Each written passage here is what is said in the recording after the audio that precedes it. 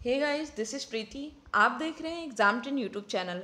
Friends, आज हम लोग डिस्कस करने वाले हैं 28 मार्च के करंट अफेयर। आज जो भी इंपॉर्टेंट क्वेश्चंस होंगे उसको हम लोग इस वीडियो में कवर करेंगे। शुरू करने से पहले मैं चाहूँगी कि अगर आपने चैनल को सब्सक्राइब नहीं किया है तो चैनल को सब्सक्राइब कर लें और बेल आइकन पर जरूर प्रेस करें, जिससे कि वीडियो की नोटिफिकेशन आपको मिलती रहे। इसके अलावा काफ़ी लोग डिमांड कर रहे थे पीडीएफ के लिए, तो पीडीएफ अब उनको हमेशा डेली का डेली अवेलेबल होगा। आपको डिस्क्रिप्शन में, वीडियो जब भी आप देखते हैं नीचे आपको डिस्क्रिप्शन मिलता होगा, उस पर आप क्लिक करेंगे तो उसमें लिंक दिया हुआ है।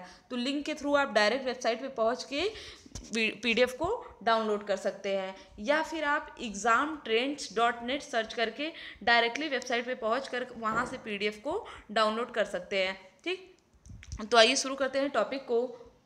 पहला क्वेश्चन है हमारा आज का, अंतरराष्ट्रीय ऊर्जा एजेंसी। देखिए, जो पहला क्वेश्चन हमारा काफ़ी इंपॉर्टेंट है, या किससे संबंधित है, हमारा इन्वायरमेंट से संबंधित है। इसमें एक एजेंसी है जिसका नाम है इंटरनेशनल एनर्जी एजेंसी। इसने एक रिपोर्ट प्रस्तुत किया जिसमें इन्होंने बताया कि भारत 2017 की तुलना में 2018 में कार्बन के उत्सर्जन को बढ़ा दिया है। आखिर यह कैसे हुआ और कितने % बढ़ा, ये सभी क्वेश्चन जानना हमारे लिए जरूरी है।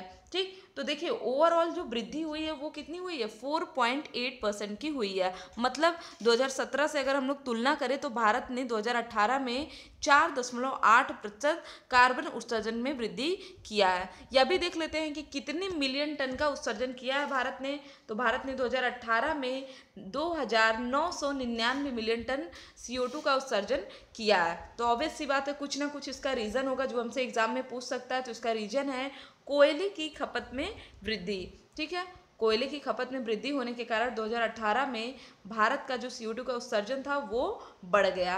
अब अगर हम लोग बात करें कि ओवरऑल कार्बन डाइऑक्साइड का उत्सर्जन सर्वाधिक सबसे ज़्यादा कौन करता है, तो यह करता है USA।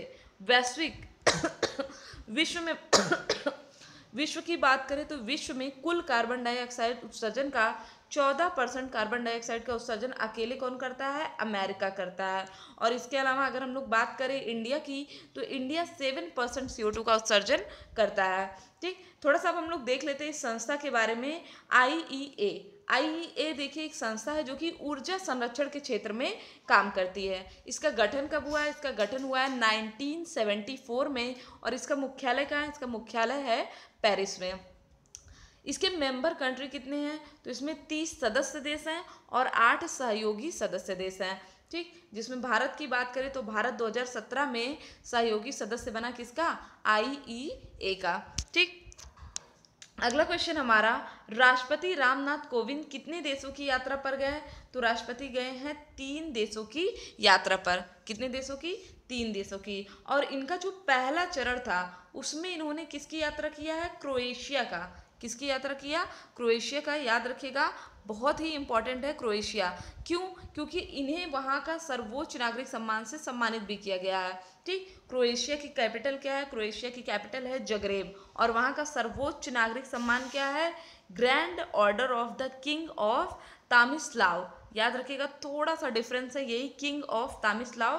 बाकी ग्रैंड ऑर्डर ऑफ तो आपको बहुत से अवार्ड में मिल जाते हैं। ठीक, तो यह किसे दिया गया है, यह दिया गया है प्रेसिडेंट रामनाथ कोविंद को। और ऐसा पहली बार हुआ है जब कोई भी भारतीय राष्ट्रपति क्रोएशिया की यात्रा पर गए हैं। ठीक, याद रखिएगा, इंपॉर्टेंट क्वेश्चन है। ठीक है, अगला हमारा भारत किस देश के साथ क्रूज सेवा शुरू करने जा रहा है, तो भारत क्रूज सेवा शुरू कर रहा है बांग्लादेश के साथ। अब जब बात क्रूज की आ ही गई है तो हमें ये भी याद कर लेना चाहिए, हमने कुछ टाइम पहले पढ़ा था अलकनंदा क्रूज के बारे में, जो कि कहाँ पे चलाई जा रही है, वाराणसी में। यह एक प्रकार की क्या है, लग्जरी क्रूज है। ठीक, इसके अलावा वाराणसी से हमारे क्या क्या इंपॉर्टेंट क्वेश्चन थे। इंपॉर्टेंट ये था कि यहाँ पे फ्रेट विलेज बनाया जा रहा है। दूसरा था कि यहाँ पे मल्टी मॉडल टर्मिनल का स्थापना किया जा रहा है। दूसरा, अंतरराष्ट्रीय चावल अनुसंधान संस्थान का क्षेत्रीय कार्यालय कहाँ पे खुला है, वाराणसी में। ठीक, अब आते हैं हम लोग बांग्लादेश पे। देखिए, यह किस नदी, ये जो जलमार्ग, क्रूज कहाँ चलेगा, क्रूज तो पानी में ही चलेगा ना, तो जाहिर सी बात है किसी न किसी जलमार्ग का यूज़ किया जाएगा। तो इसमें राष्ट्रीय जलमार्ग 89 का यूज़ किया जाएगा। राष्ट्रीय जलमार्ग संख्या किसका यूज़ किया जाएगा, 86। यहाँ पे क्या होगा हमारा, गलती से 89 हो गया है, यहाँ पे हमारा होगा 86। राष्ट्रीय जलमार्ग कौन सी नदी है, तो नदी का नाम यहाँ पे नदी का नाम है रूपनारायण। क्या है? रूपनारायण नदी। ठीक, कोलकाता के नदी मार्ग से सुंदरबन होते हुए बांग्लादेश में यह जाएगा क्रूज। ठीक, अब हम लोग बात करते हैं बांग्लादेश की कैपिटल क्या है। तो बांग्लादेश की कैपिटल है ढाका। और आपको पता होना चाहिए कि ढाका क्या है? विश्व की दूसरी सबसे प्रदूषित राजधानी है। अगर दूसरी ढाका है तो पहली कौन सी है? पहली है दिल्ली। यहाँ की पीएम कौन है? बांग्लादेश की पीएम कौन है? शेख हसीना है। और यहाँ के प्रेसिडेंट है अब्दुल हमीद, याद रखिएगा। ठीक, अगला क्वेश्चन है हमारा, हाल ही में भारत द्वारा सैटेलाइट तक मार कर सकने वाली किस मिसाइल का परीक्षण किया गया? किस मिशन के तहत? तो आपने सुना होगा, काफ़ी चर्चित है मिशन शक्ति। इसमें क्या है? भारत का जो डिफेंस सिस्टम है उसको काफ़ी हद तक इम्प्रूव करना है और हर क्षेत्र में हमें आगे बढ़ना है। तो मिशन शक्ति के तहत अभी भारत ने एक मिसाइल का टेस्ट किया है, जिसमें क्या है? अंतरिक्ष में आप देखते होंगे कि स्पेस में जो सैटेलाइट्स घूम रही है उस पे हम लोग निशाना भेज सकते हैं। कहाँ से? जमीन से ही निशाना भेज सकते हैं। और इसका लाइव परीक्षण भी एक हुआ है। 3 मिनट में एक लाइव भारतीय सैटेलाइट को मार गिराया गया।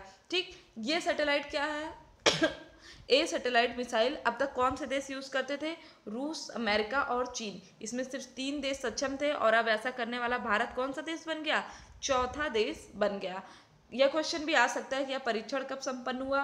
तो यह परीक्षण संपन्न हुआ है 27 मार्च 2019 को। ठीक, इसका फुल फॉर्म क्या होगा? Anti satellite missile. Anti satellite मतलब जिससे हम लोग सैटेलाइट को गिरा सकते हैं। ठीक है, अगला क्वेश्चन हमारा, आरबीआई ने किसकी अध्यक्षता में डिजिटल भुगतान को बढ़ावा देने के लिए समिति का गठन किया गया है? देखिए, डिजिटल भुगतान को बढ़ावा क्यों दिया जा रहा है? बढ़ावा इसलिए दिया जा रहा है कि जिससे कि क्या हो, डिजिटल भुगतान करने से जो टैक्स की चोरी है वो बच सकती है, जो ब्लैक मार्केटिंग है उसको ख़त्म किया जा सकता है।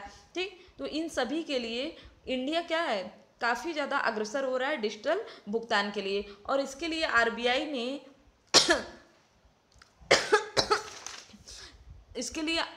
आरबीआई ने नंदन नीलेकणी की अध्यक्षता में एक समिति का गठन किया है। अब बात यह भी पूछ सकता है कि यह समिति कितने सदस्यीय है? तो यह समिति 5 सदस्यीय समिति है। और इसके अलावा अगर हम लोग बात कर रहे हैं आरबीआई की, तो आरबीआई के 25वें गवर्नर कौन बने हैं? शक्तिकांत दास। आरबीआई की स्थापना कब हुई थी? आरबीआई की स्थापना हुई थी 1 अप्रैल 1935 को और इसका राष्ट्रीयकरण हुआ था 1949 में। शक्तिकांत दास से पहले गवर्नर कौन थे? उर्जित आर पटेल। अगला क्वेश्चन हमारा कि अर्चना कामत किस खेल से संबंधित है? तो यह संबंधित है टेबल टेनिस से। क्यों पढ़ रहे हैं हम लोग इनके बारे में? क्योंकि आपको पता होना चाहिए कि अभी अंडर 21 महिला एकल वर्ग में इन्होंने Seamaster IIT challenge plus 2019 Oman open table tennis में सिल्वर मेडल जीता है। ठीक, इस वजह से ये काफ़ी फेमस है। ठीक है, नेक्स्ट है हमारा कि किस भारतीय संगठन ने फिनटेक कॉन्क्लेव 2019 का आयोजन किया? तो इसका आयोजन किया गया है नीति आयोग के द्वारा। नीति आयोग कौन सी संस्था है? आपको पता है कि योजना आयोग का नया रूप ही क्या है? नीति आयोग, जिसका गठन कब हुआ? 1 जनवरी 2015 को। इसका फुल फॉर्म क्या होता है? National institution of transforming India. ठीक है, अब हम लोग बात करते हैं फिनटेक कॉन्क्लेव की कि इसका आयोजन कहाँ पे हुआ है? तो इसका आयोजन हुआ है दिल्ली में, जिसका उद्घाटन किसने किया है? शक्तिकांत दास ने इसका उद्घाटन किया है। और इसका उद्देश्य क्या है? 2029 तक $1 ट्रिलियन का भुगतान डिजिटल माध्यम से किया जाना इसका उद्देश्य है फिनटेक कॉन्क्लेव 2019 का। ठीक, तो ये थे हमारे आज के इम्पोर्टेंट क्वेश्चन।